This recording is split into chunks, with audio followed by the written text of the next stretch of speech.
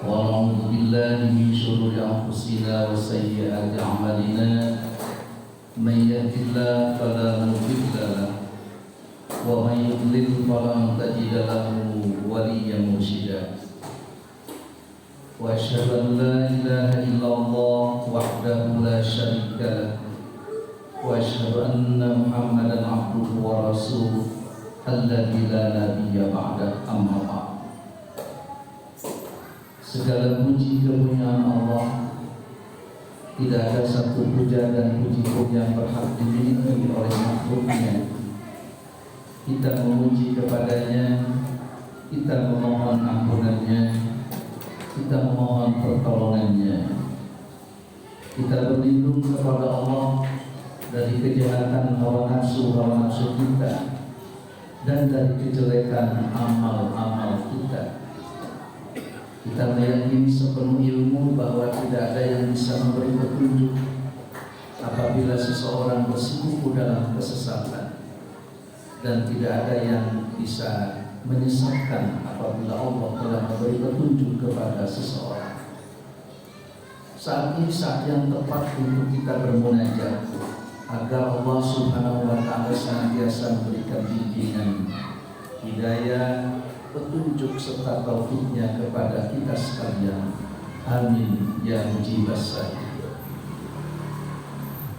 Hadirin jamaah Jumat yang dimuliakan Allah Subhanahu wa Ta'ala, ada ulama yang membagi rezeki itu kepada 4. Satu diantaranya adalah Imam Asy'arawi.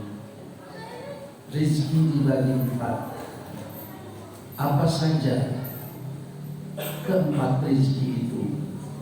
Yang pertama adalah adna darajatil rizki, yaitu derajat rezeki yang paling rendah. Apa saja yang dimaksud dengan derajat rezeki yang paling rendah? Maka Imam Asy'arawi menjatuhkan pilihan bahwa rezeki yang paling rendah derajatnya itu adalah al-mal, harta. Harta itu adalah derajat rezeki yang paling rendah. Allah membagikan harta kepada setiap orang memang tidak rata, akan tetapi semua kebagian, dan diperintahkan untuk kita mengeksploitasi untuk mencari harta tersebut, mencari rezeki tersebut. Dan harta itu menempati kedudukan yang paling rendah. Al-malu adna darajatil rizki, harta itu adalah derajat rezeki yang paling rendah. Mengapa dikatakan harta itu adalah derajat rezeki yang paling rendah? Padahal harta itu adalah sumber keributan dan sumber perebutan. Terbukti orang berebut karena harta, orang ribut juga karena harta. Tapi oleh Imam Asy'arawi ditetapkan sebagai adna darajatil rizki, sebagai derajat rezeki yang paling rendah. Karena memang harta itu bukanlah segalanya. Banyak orang yang ingin mulia, kemudian kemuliaan itu disandarkan kepada berlimpahnya harta, akan tetapi ternyata tidak diketemukan. Bukankah Qarun itu adalah sosok seorang yang banyak hartanya, hartanya melimpah, tapi muliakah Qarun? Ternyata Qarun itu tidak mulia. Justru malah dengan harta yang melimpahnya Qarun itu dilaknat. Dia diwafatkan Allah dalam keadaan ditenggelamkan atau terkubur dengan tanah yang longsor, sehingga hartanya seluruhnya pun itu ditenggelamkan. Maka dengan demikian Qarun tidak mulia karena berlimpahnya harta. Dan Imam Asy'arawi menempatkan harta itu adna darajatil rizki. Apa yang paling tinggi derajatnya dari rizki itu? Karena ada derajat yang paling rendah, tentu saja ada derajat yang paling tinggi. Maka Imam Asy'arawi menempatkan rizki, derajat rizki yang paling tinggi itu adalah as-sihhatu wal afiyah. Sehat dan afiatlah derajat rizki yang paling tinggi. Sebab harta melimpah justru akan habis jika memang jasadnya, badannya tidak sehat. Sehingga tidak sedikit orang berobat ke luar negeri karena memang jasadnya, badannya tidak sehat. Sehingga apalah artinya harta melimpah kalau badannya tidak sehat. Banyak orang yang mengorbankan seluruh hartanya demi kesehatan badannya. Dan tentu saja sehat badan belum tentu jiwanya sehat. Sehingga sehat dan afiat itu tak ubahnya dua mata uang yang tidak boleh berpisah. Karena apalah artinya jasad itu sehat sementara jiwanya tidak sehat. Tapi jika jiwanya itu sehat, maka sudah barang tentu andai kata ditopang oleh jasad yang sehat, lengkaplah derajat yang tinggi yang berupa rezeki itu. Sehat dan afiat itu merupakan rezeki yang paling tinggi derajatnya. Orang banyak berobat ke luar negeri, ke Penang, ke Amerika, ke Jerman, ke Guangzhou, ke Cina, itu karena badannya tidak sehat. Harta melimpah, uang miliaran pun dikorbankannya karena ingin mendapatkan rezeki yang berupa derajat yang tinggi, yaitu kesehatan. Sehat jasmani, sehat rohani, itu yang diharapkan oleh sosok seorang yang mengidamkan dan menginginkan rezeki.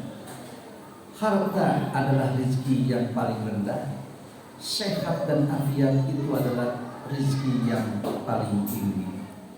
Dan Imam Asy'arawi menyampaikan rezeki yang ketiga, yaitu afdhalul anwa'ir rezeki.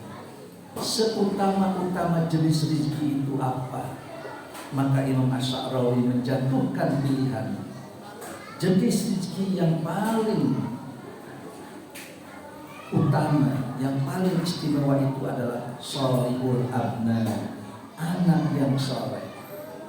Sebab harta melimpah, jasadnya sehat, jiwanya juga kuat, tapi ketika anaknya itu justru malah memusingkan, anaknya tidak soleh, anaknya penjahat, anaknya narkotika, anaknya narkoba, maka sudah barang tentu itu akan mempengaruhi kesehatan jiwa, akan mempengaruhi kesehatan lahir, dan sudah barang tentu harta pun bisa habis hanya gara-gara seorang anak yang tidak soleh.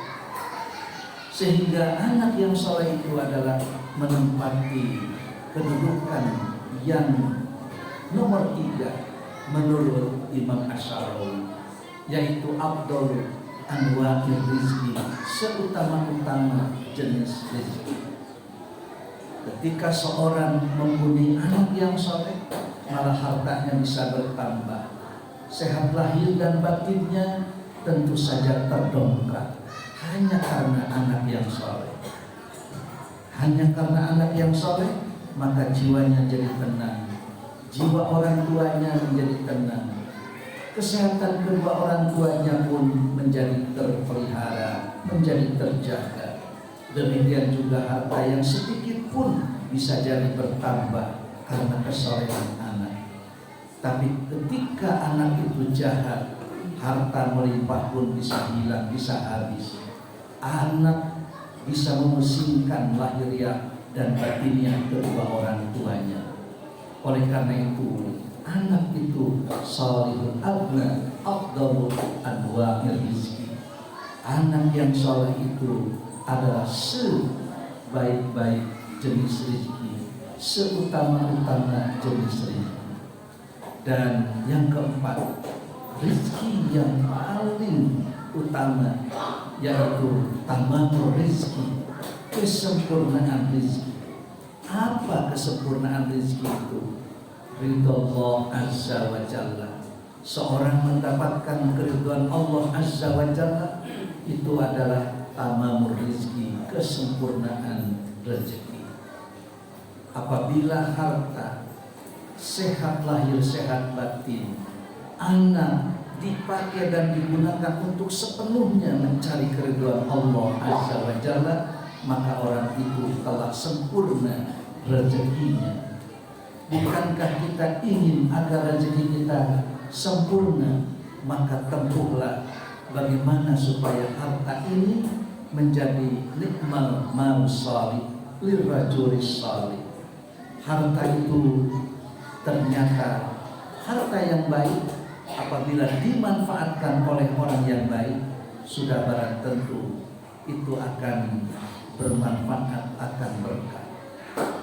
Sebab harta itu yang halalnya sudah pasti dihisab, sementara yang haramnya sudah jelas diadab. Yang halal pasti diminta pertanggungjawaban, sementara yang haram sudah barang tentu akan disiksa. Min aina iktasabahu, dari mana harta yang engkau terima ini? Apakah dari cara yang halal ataupun dari cara yang haram? Jika cara perolehannya itu halal, sudah barang tentu harta itu akan menyiksa dirinya. Harta itu akan harus dipertanggungjawabkannya. Demikian juga apabila harta itu halal, tidak lepas dari pertanggungjawaban. Karena ada dua yang akan diminta pertanggungjawaban dari harta itu. Satu, min aina iktasabahu wa fima anfaqahu, dari mana mengusahakannya dan kemana membelanjakannya. Dari mana halal atau haram, kemana kepada yang bermanfaat atau tidak, ke jalan Allah atau tidak, maka disitulah harta itu. Harta tentu saja kadang menjadi sumber keributan dan sumber perebutan. Seorang orang tua yang meninggalkan harta yang berlimpah, maka bisa jadi persaudaraan pecah, kerukunan di antara saudara-saudaranya itu bisa putus hanya karena perebutan harta.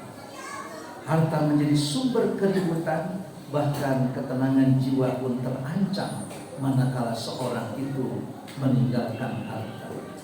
Orang banyak berpikir dan merasakan betapa tenangnya manakala seorang memiliki harta yang melimpah. Ternyata pada faktanya tidak demikian. Justru ketika seorang itu mendapatkan harta pas-pasan, maka orang akan mendapatkan ketenangan. Sebagai sebuah ilustrasi, ada seorang pergi dengan membawa ongkos yang pas-pasan. Kemudian dia pergi melalui sebuah bis yang dibayarnya. Begitu bis itu sudah dibayar tunai, maka di perjalanan dia bisa ngantuk berat, bisa tidur berat. Bahkan sesudah sampai di terminal pun dikasih tahu oleh seorang konektor, Pak, sudah sampai. Suatu saat dia pergi lagi ke tempat yang sama dengan membawa uang begitu banyak. Di sakunya itu ada uang 2-3 gepok. Satu gepoknya 10 juta. Lalu disimpan di kantongnya. Ternyata selama dia di perjalanan, ngantuk itu rasanya tidak ada. Bahkan begitu ngantuk itu datang, maka cepat uang itu dipegangnya, cepat dirabanya. Ternyata uang itu ada. Begitu ngantuk datang, langsung memegang uang. Begitu ngantuk datang, langsung memegang uang. sampai setiap detik, setiap menit itu ternyata tidak bisa ngantuk, sehingga tidak ada ketenangan karena khawatir uang yang dia terima itu takut hilang, takut kena copet, takut tidak ada, takut kurang. Ternyata ketakutan yang terus-menerus itu justru malah melahirkan ketidaktenangan, ketidaktentraman selama berada di perjalanan. Itulah al-malu adna darajatir rizki. Ternyata harta itu merupakan derajat rizki yang paling rendah. Maka dengan demikian, daripada harus putus di antara keluarga, pecah di antara saudara, maka harta itu masih bisa dicarinya, tapi keluarga, saudara tidak bisa dicarinya. Terlebih saudara senasib, saudara senasab, saudara seketurunan, saudara sedara. Barakallahu li.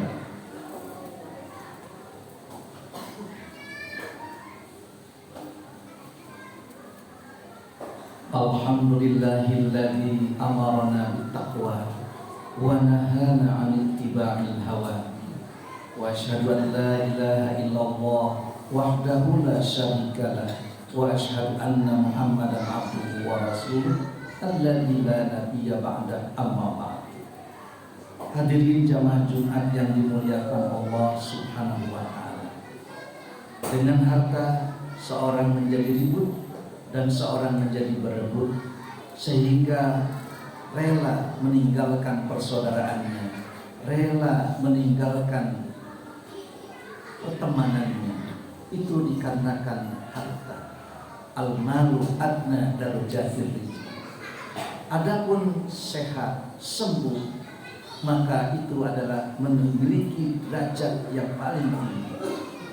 Sebab orang berharta pun ingin tenang, dan orang yang melimpah harta bendanya ingin sehat, sehat jasmaninya, sehat rohaninya, sehat jasadnya, lahiriahnya, dan juga sehat batinnya. Sebab pada diri manusia itu ada dua perangkat, perangkat lahir, perangkat batin, perangkat keras, perangkat lunak. Seringkali kita mendengar ungkapan-ungkapan, mudah-mudahan kita diberikan kesehatan lahir, kesehatan batin, mudah-mudahan kita mendapatkan sehat jasmani, sehat rohani. Sebab jasmani tidak sehat itu akan mempengaruhi rohani, dan rohani yang tidak sehat pun sudah barang tentu akan melahirkan ketidaksehatan jasmani. Ketika rohani dia tidak sehat, otomatis dia akan menjadi penjahat, dan ketika dia menjadi penjahat, andai kata dia ketahuan, tentu saja jasadnya terancam. Dia mengambil HP saja digan, maka sudah barang tentu akan dipukuli orang. Maka sehat lahir, sehat batin, sehat jasmani, sehat rohani, sudah barang tentu ini mesti dijadikan sebagai rizki yang paling tinggi derajatnya. Sebab orang banyak pergi ke luar negeri berobat demi untuk menyehatkan badan, menyehatkan lahirnya. Banyak sekali uang dihabiskan, tidak sedikit mengorbankan harta demi untuk menyehatkan badan. Istilah orang Sunda, harta katalan raga. Sebab untuk apa makanan itu begitu berlimpah, tapi ternyata badannya tidak memungkinkan untuk makan makanan yang tersedia. Karena orang kaya itu ketika hendak makan itu, dia sudah berpikir hari ini dia mau makan apa. Berbeda dengan orang miskin. Orang miskin akan berpikir apakah hari ini makan atau tidak. Orang kaya mau makan apa hari ini, makan dengan apa hari ini. Itulah orang kaya. Orang miskin, apakah hari ini saya bisa makan atau tidak. Itulah bedanya orang kaya dengan orang miskin. Maka dengan demikian, sehat lahir sehat batin ini menjadi sebuah merupakan hal yang harus dijadikan sebagai ukuran bagi seseorang yang memiliki rezeki yang tinggi derajatnya. Adapun yang ketiga, sholihul abna afdalu anwa'ir rizki. Anak yang soleh itu adalah seutama-utama rezeki. Jenis rezeki yang paling utama itu adalah anak yang soleh. Oleh karena itu, berapapun uang dikeluarkan demi untuk membangun mendidik anak itu menjadi anak yang soleh. Jadi apapun dia, mau menjadi menteri, mau jadi tukang roti, mau menjadi insinyur, mau jadi tukang bajigur, selama mereka itu soleh, tentu akan menyelamatkan baik dirinya maupun kedua orang tuanya serta seluruh keluarganya. Tapi jika mereka tidak soleh, jadi menteri dikejar-kejar kejaksaan, jadi tukang roti sudah barang tentu akan diburu orang. Maka disinilah sholihul abna afdalu anwa'ir rizki. Anak yang soleh itu merupakan seutama-utama jenis rezeki. Ketika seorang mendapatkan anak yang soleh, maka itu akan menjadi rahmat bagi dirinya. Tapi ketika anaknya itu tidak soleh, bagaimana mungkin dia akan mendapatkan rahmat? Yang ada anak menjadi laknat, tidak menjadi rahmat. Maka dengan demikian, sholihul abna afdalu anwa'ir rizki. Anak yang soleh itu merupakan rezeki yang paling utama. Baik anak yang Allah titipkan, harta yang Allah berikan, begitu juga sehat lahir sehat batin yang kita jaga, kita pelihara, itu harus kita kemas, harus kita jadikan modal untuk sebesar-besar meraih keridhaan Allah Azza wa Jalla. Dan inilah yang disebut dengan tamamur rizki. Jika seorang telah meraih keridhaan Allah Azza wa Jalla, maka kesempurnaan rezeki oleh orang tersebut sudah diraihnya, sudah dicapainya. Tidak ada keridhaan Allah kecuali bagi orang-orang yang taat kepada aturannya, taat kepada ketentuannya. Maka dengan demikian, jika disimpulkan agar kita mendapatkan kesempurnaan rezeki, intinya apabila seorang memiliki hati untuk senantiasa mentaati aturan dan ketentuan Allah, maka baik rezeki yang paling rendah maupun rezeki yang paling tinggi atau seutama-utama jenis rezeki, maka akan mendapatkan keridhaan Allah manakala itu semua dipakai untuk taat kepada aturannya, taat kepada ketentuannya. Maka dengan demikian intinya taat kepada Allah itu adalah sumber rezeki yang paling besar. Jika seorang memiliki hati senantiasa selalu saja tunduk dan taat patuh kepada aturan dan ketentuan Allah, baik dalam urusan rezeki yang paling rendah maupun dalam urusan rezeki yang paling tinggi, serta pada membina, mendidik anak, maka sudah barang tentu dia akan memperoleh tamamul rezeki. Intinya bagaimana kita mendidik hati, mendidik diri agar kita menjadi taat, agar kita memiliki ketaatan, memiliki semangat untuk taat terhadap aturan dan ketentuan Allah.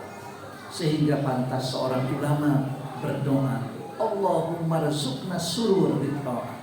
Ya Allah, semoga Engkau menganugerahkan kebahagiaan saat kami taat kepada Engkau. Jadi tidak sedikit orang tidak memiliki semangat untuk taat kepada aturan dan ketentuan Allah. Bahkan bisa jadi menganggap remeh, menganggap enteng. Dan banyak orang yang merasa bangga dengan tidak mentaati aturan dan ketentuan Allah. Tapi justru bagaimana supaya kita mendapatkan kegembiraan, memiliki sifat gembira, senang saat kita taat kepada aturan dan ketentuan Allah. Allahumma rzuqna surura bitta'ah. Ya Allah, berikanlah anugerah kepada kami gembira, senang manakala taat kepada aturan dan ketentuan Allah. Sebab banyak orang yang justru dikala taat itu merasa tidak suka.